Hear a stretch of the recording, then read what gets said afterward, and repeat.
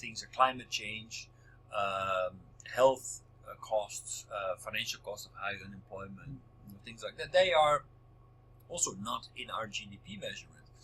So basically, GDP is very limited, but we put all the importance on GDP. So my point here is that we should be careful to translate everything to a GDP number. Okay, this is my understanding. Yeah, I think we mean the same thing. So since this is a growth figure of, can you see it? It's not very clear. So since the Industrial Revolution, the world has experienced an unprecedented rise in economic growth that has been fueled by innovation. So we have the first Industrial Revolution and the second Industrial Revolution, and we see that actually after the first Industrial Revolution started a growth and was drastically What the past means? What's happened to the past industrial revolution? steam engine. Actually, we'll get back to that. It meant basically going mainstream of the steam engine, coal-powered, steamships, railway.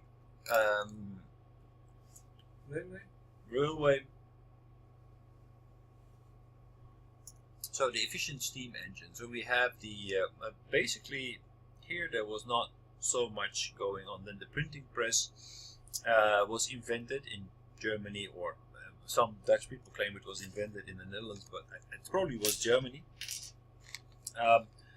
Then in 1698, the invention of the steam engine, but that needed some time before it was actually became an efficient machine. Mostly applied to the textile industry. Then it goes mainstream, and a lot of machines in different kinds of industries are being set up and used to increase output. Then the internal combustion engine and oil basically comes to thrive and becomes the engine behind the second industrial revolution.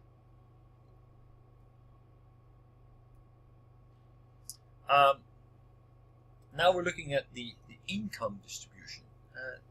New technology drives income. So at the top we see the Dutch hegemony, then the British hegemony, and then the US hegemony. So we see that the British hegemony led to higher GDP per capita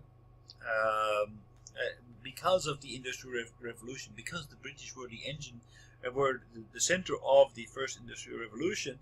They managed to surpass the GDP per head of the Dutch, and then they were rapidly overtaken by the United States.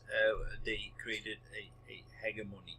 So there is a clear correlation between the GDP per head and the nation where the Industrial Revolution took place. What's the next scale? Oh, this is Japan, by the way. Japan. $1,000 US dollars? Scale. $1,000 US dollars? No. 1 million. Wait. 1 million. 4 million. If I get, I need to get this. US is 50,000. Yeah, it's now. Yeah, so that should be in $10,000. But I don't know what the base year is actually, to be honest with you. Maybe that is today. No China. No China. But the data is rather old, as you can see. It ends here in 1997.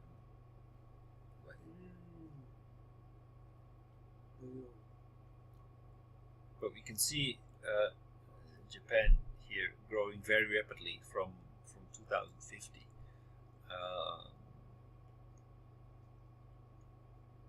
If you can read 1990 to 1990 to, you can read Right. 1990 to 2010. Right. This Japanese line is similar to China. Right.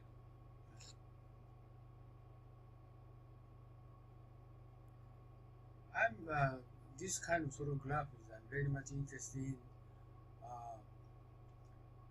America's protectionism. What direction is going to next 5 years? What's going to happen? They close their country. They try to close their country, right? Right. What's happening? Well, that's a very interesting question. I want to hear from you. What's your opinion? Well, I'm going, and that's actually going to. That will take a long discussion, but I think we are. We'll see less and less influence of national governments in the years ahead of us because of the technological revolution, because of the way that the world is developing,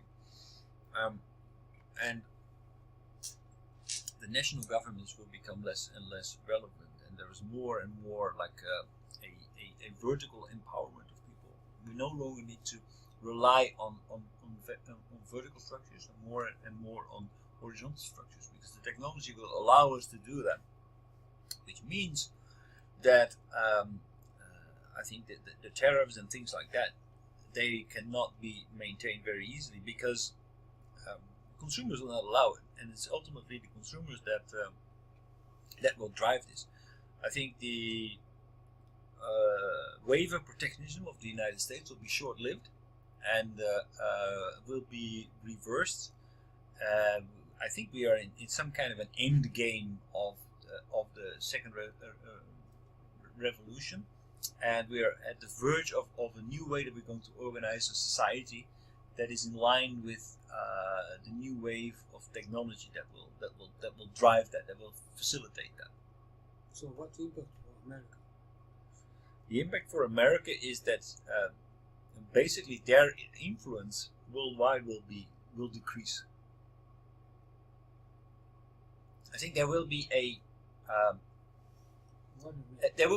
movement from nations against nations to more regional-based politics. So basically a shrinking regional-based politics with a global reach, global collaboration, but not so much nation against nation. It's also. But America don't want to trade outside the country, right? Well, basically, I think they want to trade if they can benefit from it, but they don't feel that they benefit from it. Right? It means actually the European people don't want to deal with them. Right. Basically, Europe doesn't want to. If the United States doesn't want to play along and only wants to take benefits and not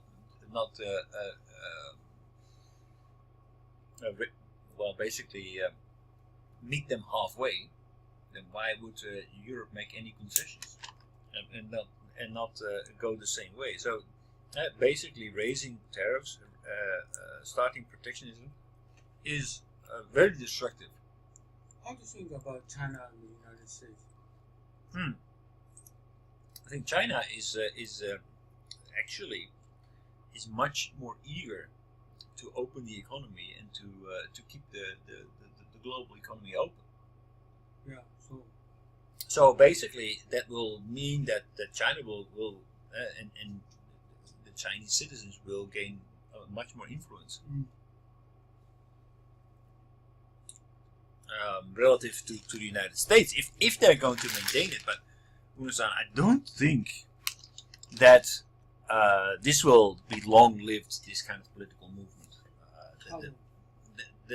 How long? I think Trump will be out in a year. You mean another one couple of years? No, I don't think that. I think that there will be that will give rise to a radical new movement. I think that people will very quickly be fed up with Trump and his protectionism and his America First principle. Because America is in the position, or is in under the wrong assumption that the world revolves around them, but it will not. And a lot of people in the United States will see that.